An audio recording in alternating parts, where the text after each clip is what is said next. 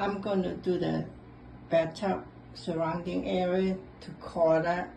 And first I need to clean the area, and then I will fix it. And this is my home project for today. Okay, I'm gonna use this one, the bottle of the spray, to clean the toilet. I mean not the toilet, to clean the bathtub.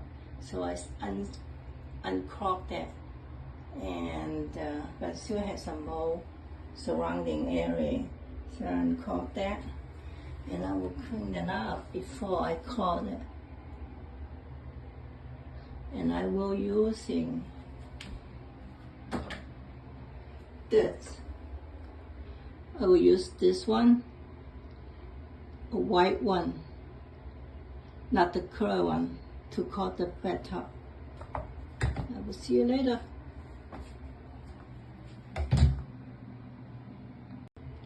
This is the finished product.